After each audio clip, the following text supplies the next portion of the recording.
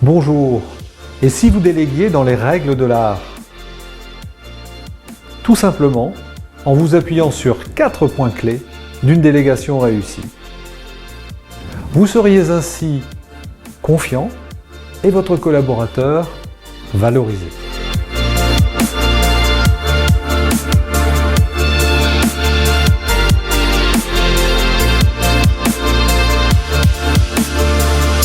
Dans ce module, 4 parties. Les prérequis de la délégation, le cadre et les objectifs, les moyens nécessaires, et enfin, les modalités de suivi et de reporting. Cette vidéo est un des éléments clés du cercle vertueux de l'accompagnement. Première étape, se former. C'est l'objet de cette vidéo et des documents qui l'accompagnent. Ensuite, vous pourrez tester, mesurer ce que vous aurez expérimenté et enfin, vous aurez la possibilité de vous faire accompagner vers la réalisation de vos objectifs. L'ambition de cette vidéo est d'apporter une réponse aux chefs d'entreprise qui sont partagés entre le besoin de déléguer face à une surcharge de travail et la peur que les tâches confiées ne soient pas effectuées correctement. Effectivement, confier une tâche ne suffit pas. La solution, c'est de réunir toutes les conditions pour que cette délégation soit un succès. Première partie, les prérequis de la délégation, ou comment s'assurer que toutes les conditions de base soient parfaitement réunies. Culture d'entreprise et légitimité. Est-ce que votre délégataire a toute légitimité pour donner des consignes? Quelques questions à se poser. Est-ce que dans la culture de l'entreprise, les collaborateurs acceptent de recevoir des directives d'une autre personne que celle du dirigeant? Est-ce que le dirigeant lui-même a clairement officialisé sa délégation de pouvoir? On constate souvent que ces points sont rarement clairement et précisément abordés, et pour autant, ils sont essentiels. Votre délégataire possède-t-il toutes les compétences nécessaires? A-t-il été formé pour la mission que vous lui déléguez? Au-delà des compétences, a-t-il aussi le profil comportemental, les capacités pour mener cette délégation à bien? À titre d'exemple, vous pouvez déléguer une mission commerciale, avoir un délégataire avec des compétences techniques certaines sur le produit et pour autant avoir un profil qui le mettra en difficulté dans la phase toujours difficile de la négociation commerciale. Votre délégataire a-t-il le profil comportemental adapté à la nature de la mission? Par exemple, votre bras droit dans lequel vous avez une totale confiance et qui est extrêmement compétent, peut aussi être mal à l'aise dans la gestion de conflits. Dans ces conditions, il me semble difficile de lui confier des arbitrages entre vos collaborateurs ou la gestion d'un conflit avec un fournisseur. Deuxième partie, le cadre et les objectifs de la délégation, ou savoir ce que l'on attend de cette délégation et quelles sont les limites que l'on a fixé en l'attribuant.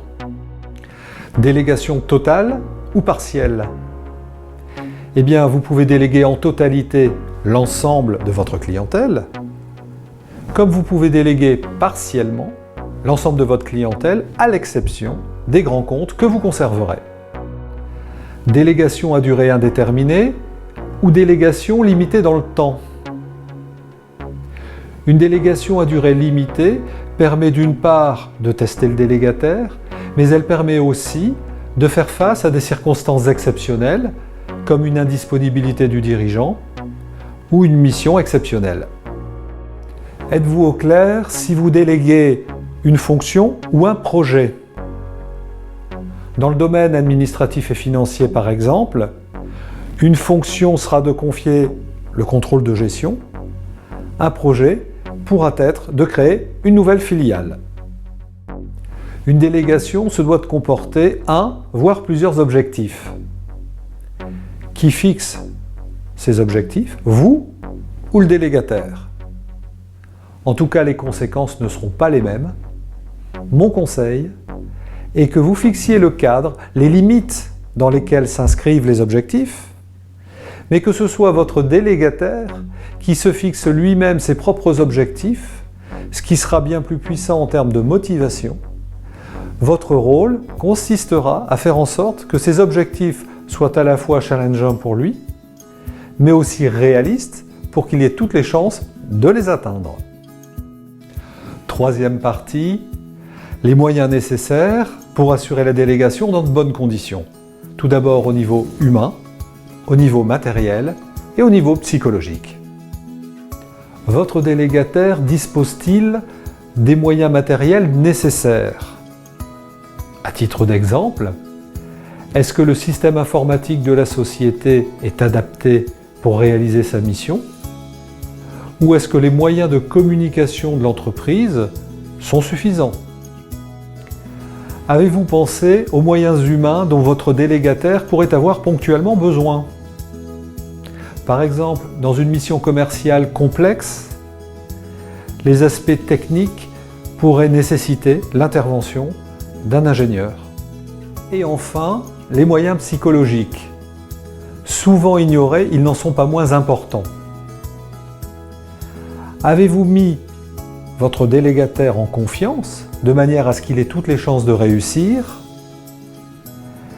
Est-ce que vous avez créé les conditions pour qu'il s'autorise à mettre en œuvre tout ce qu'il doit l'être pour réussir pleinement sa mission?